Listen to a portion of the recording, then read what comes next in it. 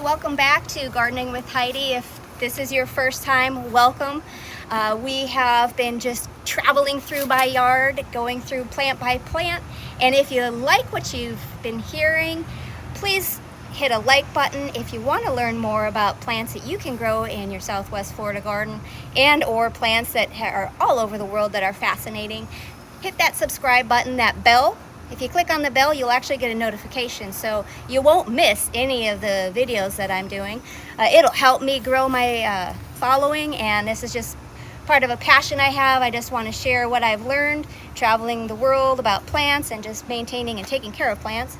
So if you have any plants that you have in your yard or that you are interested in, please leave a comment below and I'll find it, I'll source it, I'll figure it out. I'll maybe post a video. Please leave a comment what you like, and if you have any other problems in your yard on your specific plant, I can help get you the information that might help you grow a better garden.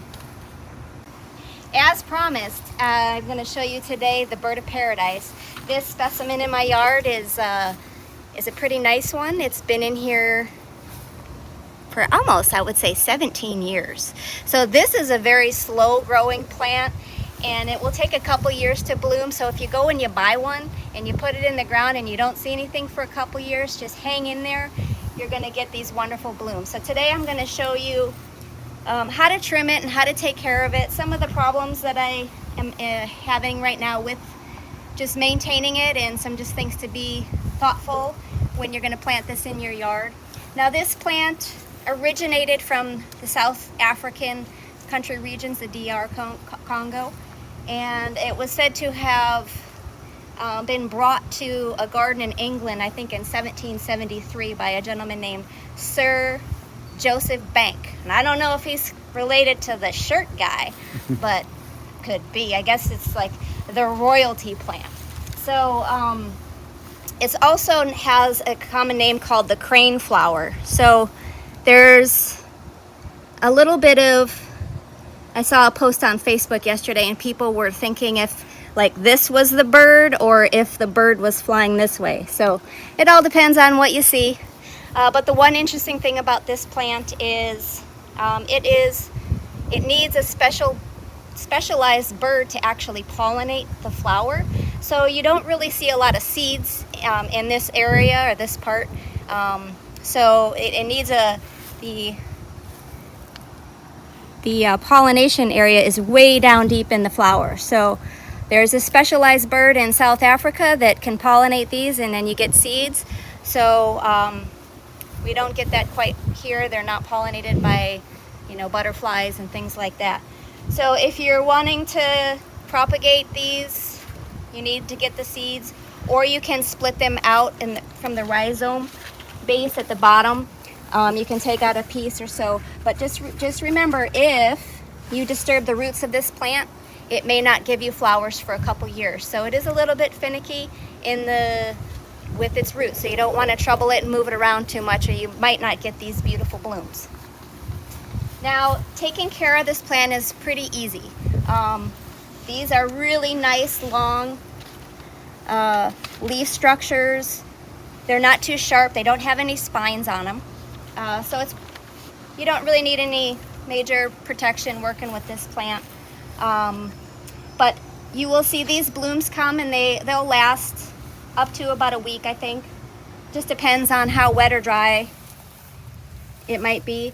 But when they start to dry out, like any of these you see here, you're going to want to trim those off at the base to just give the energy back into the plant. Once it's gone to here, you're going to want to take back all of that greenery. So I'm going to show you how to trim those today as well.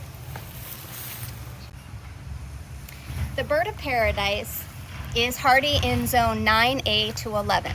However, it does not like cold. So if you're in zone 9, you definitely, on some of those colder evenings, you're either going to want to cover it, or if you have it in a pot, you're going to want to move it and protect it from the cold a little bit. This also can be grown indoors for those of you who aren't able to grow them directly in the ground. It does like bright indirect light, so You just don't want to face it directly in direct light because it can burn. Now you can see a leaf that kind of gets brown like this and curled. That is a sign of maybe not enough water. So we have had kind of an unusually dry, hot summer.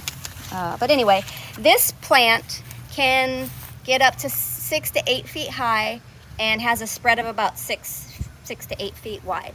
So you want to consider that when you're picking a location in your yard. It does like full sun, so it does better in a full sun to part shade area. So this particular area does get quite a bit. It doesn't get the first early morning sun, but it does get midday all the way through the afternoon. So it does get some good sun. It is also on my irrigation, so I don't have to water it, but it does get watering about twice a day. Excuse me, twice a week. If you have this inside, you just want to make sure you're not overwatering it. It doesn't like to have wet feet, so they call it. The roots don't like to sit in water. So you're going to want to have a good, well-draining soil, and you don't want to overwater it. So you want to be able to stick your finger all the way into your knuckle and have that be dry. When it's dry like that, then you can water it again. You can also water a little bit from the bottom if you want, but you don't want to let this get too wet. It doesn't like it. So a few things. Spacing is important. I see a lot of mistakes happening with people who just move here or they get a new house and they just want to overplant everything. When you plant this, you want to give it some space, and I can actually show you. I planted this when I first moved here, a smaller version, and I'm gonna run into issues along the line as it matures, because it's just gonna give me more work. And the idea of having beautiful plants like this is you plant it once and you enjoy it and you don't have to battle with it. So anyway, currently I'm going to show you the two tools you can use. You can use a big loppers like this, or you can use a hand, your hand pruners like this. The short one I use when I'm just going around the base, and then the big one is when I'm kind of going down in the middle. So you want to cut each of the stems as close to the bottom as you can. And so you're going to come in here and just cut like that, and you get it like there. So now you see one of the problems I had in an earlier video. I had this awful torpedo grass getting in here, and you're going to want to try to get all of this out. You don't want any other plants competing for nutrients and potentially strangling the roots and growing up there and seeding. This is just an awful plant. So I've been battling this plant this summer, and it has not been fun. So same with the flowers.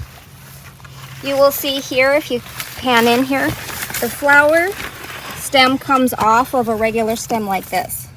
So you want to cut the whole thing all the way down to the bottom as far as you can. Now as these get bigger, it's harder to get all the way down there and get that. So you try to just get it as low as you can. What I do as well is, if I can't quite get it all the way to the bottom, I don't stress. What I do is I can come back later and they'll naturally dry off, and I just give them a light tug like this. And if they're ready to come off and release, then I'll clean them out. These aren't quite ready, but that way you don't get some funguses and things. If you look on there, you want to get all this plant material out, so bugs and moisture doesn't just compact down at the base. So if you can't get them out, just let them dry out. It's a lot easier to just kind of go in and clean those out a little bit. All right, so you can see that.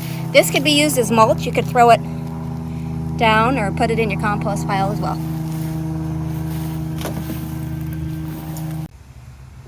So when you're trimming, you're going to want to look for this right here, and do not cut this. This is what a new flower piece that's coming out of the stem, and this will create the next new flower. So you don't want to cut this one.